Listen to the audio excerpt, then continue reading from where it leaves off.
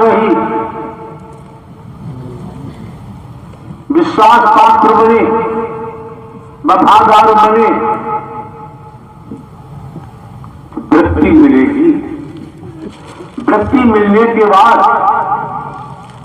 भक्ति परमात्मा की जागृत होगी, इससे पहले संभव नहीं।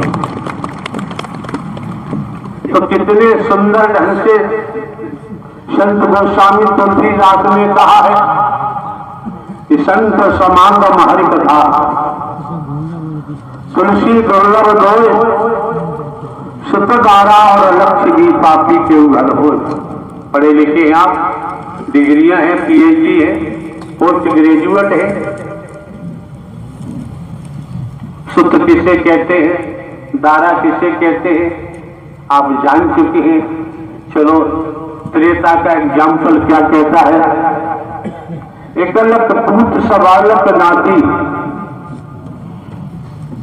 एकलक पूत सवालक नाती, रावण के घर दिया न बाती।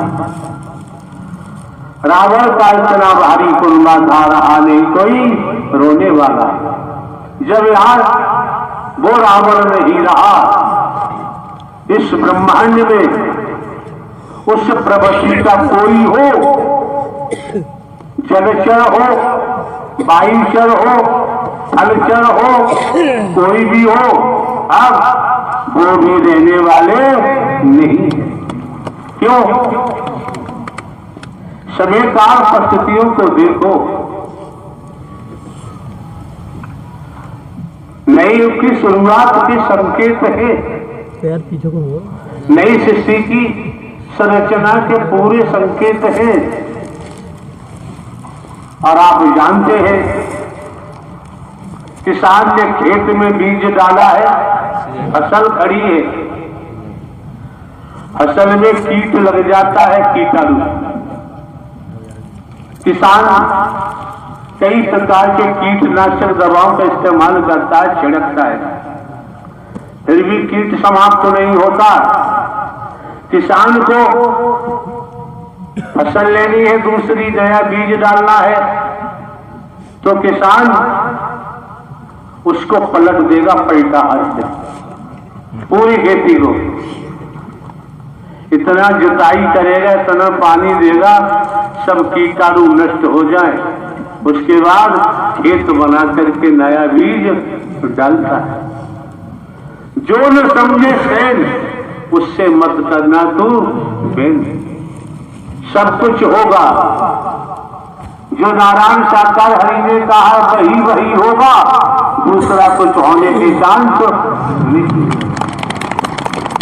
तो श्रीमान जी मौके बार बार नहीं मिलते हैं, समय बार बार प्राप्त नहीं होते हैं। हम आपको चुटकुले सुनाएं, बैठकर किस्सा कहानी सुनाएं, हम आप लोगों के जीवन से खिलवाड़ नहीं कर सकते। जो आपके सम्मुख रखा गया है, रखा जा रहा है, ये सब पारलौकिक है, अद्भुत है, दिव्य है।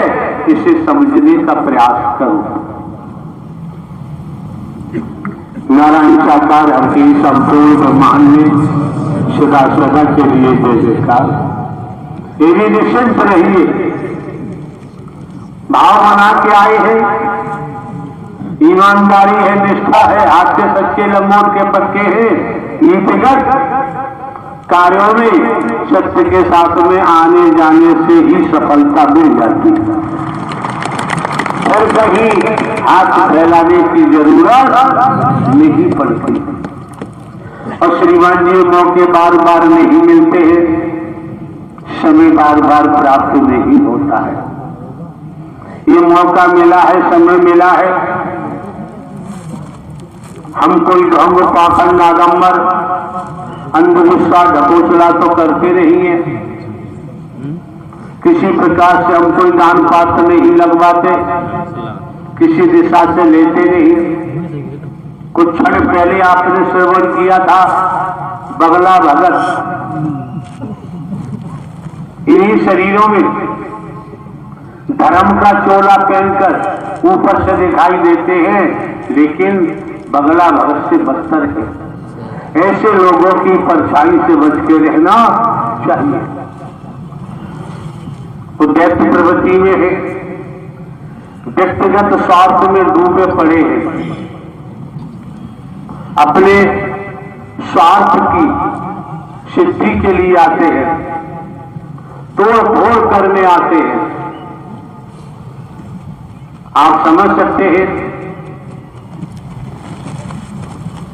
वृक्ष की जड़ में तेजाब डालने वाले को बर्दाश्त नहीं किया जाता, उसे कर्म का दंड देना ही पड़ता है। अन्यथा वह कितने वृक्षों को समाप्त कर देगा।